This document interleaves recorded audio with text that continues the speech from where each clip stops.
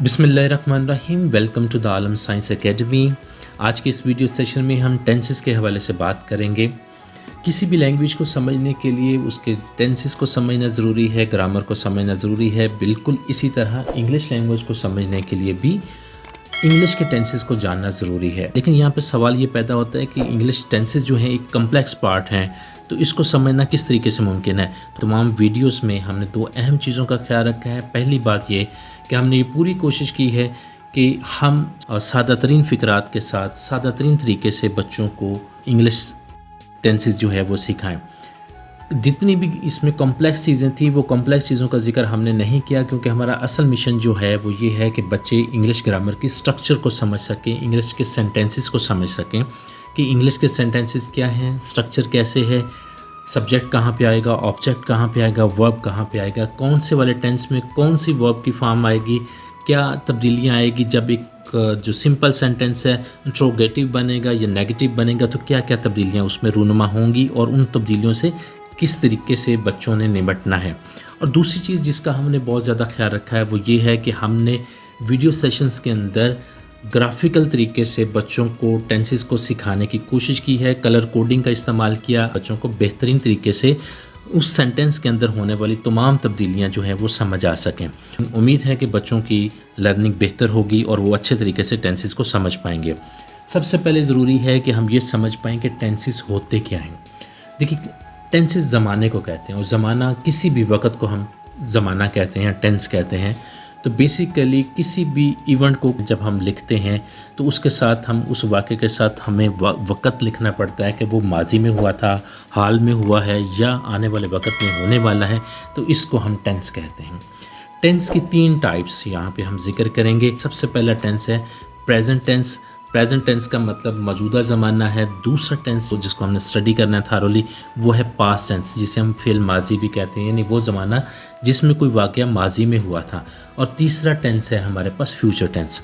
Future tense से मुराद ये है कि कोई भी वाक़या जो कि आने वाले वक्त में होना है उसका ज़िक्र फ्यूचर टेंस पे हम करते हैं। यहाँ पर अगर हम प्रेजेंट की बात करें तो प्रेजेंट जो टेंस है उसको मज़ीद 4 हिस्सों में तकसीम किया जाता है। पहले हिस्से को हम कहते हैं प्रेजेंट इंडेफिनिट टेंस, दूसरे को प्रेजेंट कॉन्टीन्यूस टेंस, तीसरे को प्रेजेंट परफेक्ट टेंस और चौथे को प्रेजेंट परफेक्ट कॉन्टीन्यूस टेंस। इसी तरह पास्ट टेंस को भी 4 मेन हिस्सों में तकसीम किया जाता है। Past continuous tense, past perfect tense और पास्ट परफेक्ट कॉन्टीन्यूस टेंस। बिल्कुल इसी तरह फ्यूचर टेंस को भी 4 हिस्सों में तकसीम किया जाता है। Future indefinite, future continuous tense और फ्यूचर परफेक्ट टेंस और finally future perfect continuous tense.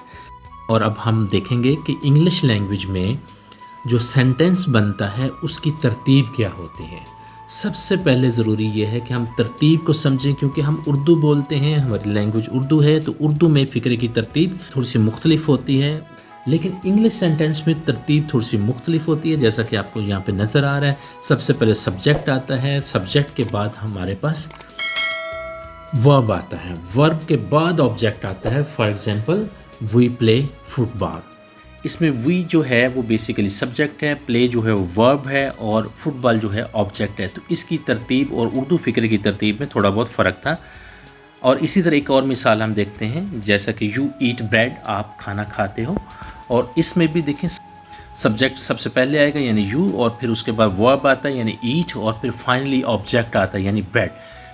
तो बेसिकली इंग्लिश सेंटेंस की तरतीब जो बनती है वो बनती है subject plus verb plus object. यानी किसी भी सेंटेंस को जब आपने लिखना है सबसे पहले उस सेंटेंस का सब्जेक्ट लिखना होगा, फिर वर्ब लिखना होगा, फिर ऑब्जेक्ट लिखना होगा।